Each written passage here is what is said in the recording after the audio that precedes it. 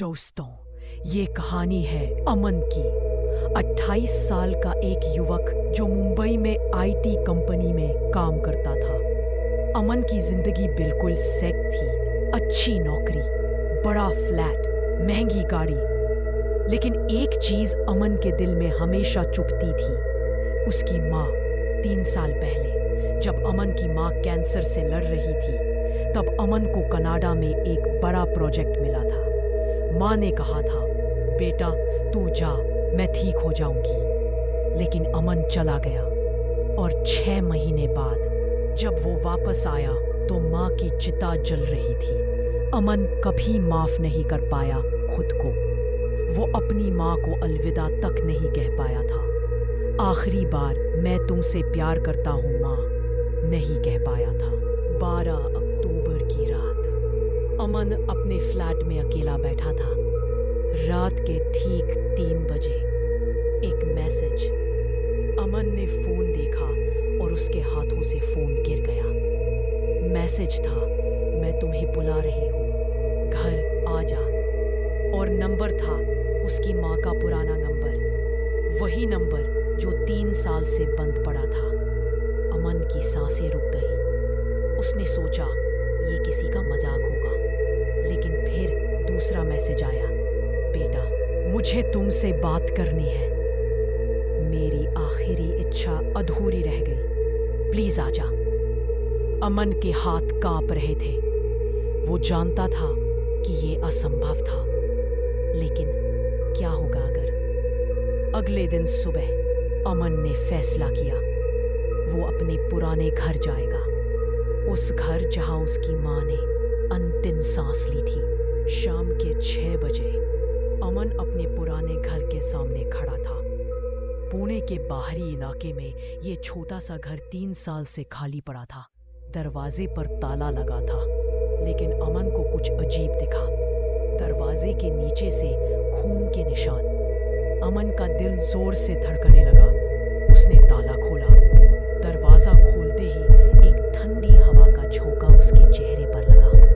अंदर सब कुछ वैसे का वैसा था जैसे 3 साल पहले था। माँ की तस्वीर दीवार पर, उसकी साड़ियाँ अलमारी में, रसोई में बर्तन। तभी अमन को आवाज सुनाई दी, रसोई से बर्तनों की खनखनाहट। कौन है वहां? अमन की आवाज कांप रही थी।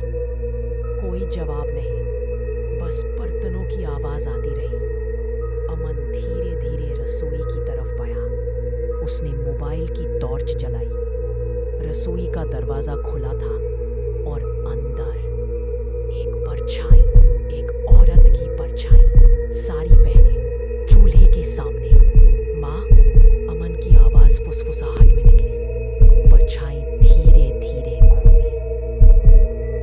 जो अमन ने देखा वो उसकी रूह कपा देने के लिए काफी था। उसकी माँ बिल्कुल वैसी जैसी वो 3 साल पहले थी, लेकिन उसका चेहरा पीला, आंखें खाली और उसके कपड़े वही अस्पताल का गाउन जिसमें वो मरी थी। बेटा तू आ गया? माँ की आवाज आई, लेकिन उसके होठ नहीं हिले। माँ तुम कैसे? अमन पीछे हटने लगा। मैं तेरा इंतजार कर रही थी बेटा। 3 साल से तू क्यों नहीं आया? मैं अकेली मर गई, अकेली। अमन की आंखों में आंसू आ गए। माँ मुझे माफ कर दो, मैं नहीं आ पाया, मुझे माफ कर दो। माँ धीरे धीरे अमन के पास आने लगी। उसके पैर जमीन को छू नहीं रहे थे। मुझे तुझसे बस एक बात कहनी थी अमन, एक आखिरी इच्छा थी जो मैं पूरी नहीं कर पाई। क्या माँ? बोलो, मैं कुछ भी करूँगा।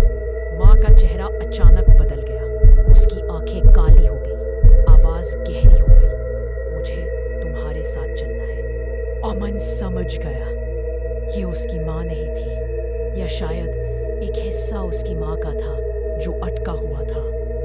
माँ तुम्हें जाना होगा, तुम्हें शांति मिलनी चाहिए। शांति? माँ की आत्मा चीखी।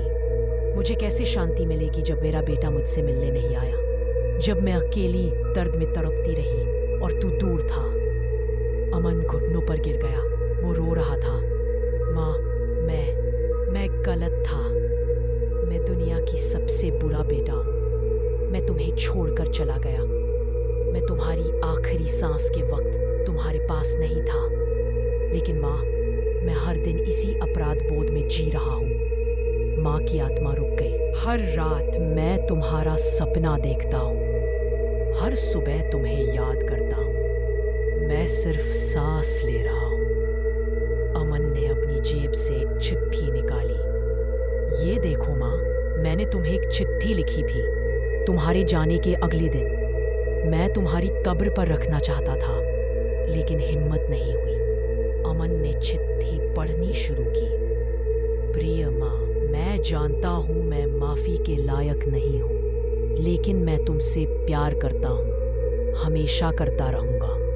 तुमने मुझे जीवन दिया, प्यार दिया, सब कुछ दिया, और मैंने तुम्हें अकेला छोड़ दिया। माँ, अगर अगला जन्म होता है तो फिर से मेरी माँ बनना, और मैं वादा करता हूँ इस बार मैं तुम्हें कभी अकेला नहीं छोड़ूंगा। तुम्हारा बेटा अमन। जैसे ही अमन ने चिट्ठी खत्म की, माँ की आत्मा का चेहरा बदल गया। वो फिर से वैसी दिखने लगी जैसी वो जिंदा थी, मुस्कुराती हुई, प्यार से भरी। बेटा, अब उसकी आवाज में प्यार था। मैं तुझसे नाराज नहीं थी, मैं बस तुझसे मिलना चाहती थी, तुझे बताना चाहती थी। क्या माँ, कि मुझे तुझ पर गर्व है। तू दूर था, लेकिन तेरे दिल में मैं हमेशा थी, और बस यही मेरी आखिरी इच्छा थी, तुझे ये बताना कि माँ को अपने बेटे पर गर्व है। माँ की आत्मा धीरे धीरे प्रकाश में बदलने लगी। माँ, मत जाओ, अमन ने हाथ बढ़ाया। बेटा, अब मुझे जाना होगा, लेकिन याद रख, माँ हमेशा तेरे साथ है, तेरी हर सांस में, हर धड़कन में। और जब भी तुझे मेरी जरूरत हो, बस आंखें बंद करके मुझे बुला लेना। माँ, मैं तुमसे बहुत प्यार करता हूँ, और मैं तुझसे, मेरे बेटे, हमेशा। एक तेज रोशनी, और माँ की आत्मा गायब हो गई। अमन वहीं फर्श पर बैठा रोता रहा, लेकिन इस बार ये राहत के आंसू थे। अपराध बोध का बोझ उतर गया था। दोस्तों, अगली सुबह जब अमन उठा तो रसोई में उसे कुछ मिला। एक प्लेट में गर्म पराठे और एक चिट्ठी। बेटा, खाना खाकर जाना, प्यार से, माँ। अमन मुस्कुराया। उसने पराठा खाया और अपनी माँ को धन्यवाद कहा। उस दिन के बाद अमन ने अपनी जिंदगी बदल दी। वो हर हफ्ते अपनी माँ की कब्र पर जाने लगा, गरीब बच्चों को खाना खिलाने लगा, अनाथालय में समय बिताने लगा, क्योंकि उसे अब पता था माँ का प्यार कभी नहीं मरता। और एक बेटे की सबसे बड़ी जिम्मेदारी है अपनी माँ को खुश रखना।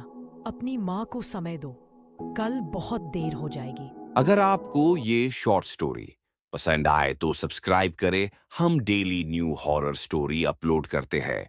अपने सुझाव कमेंट करें। Thank you.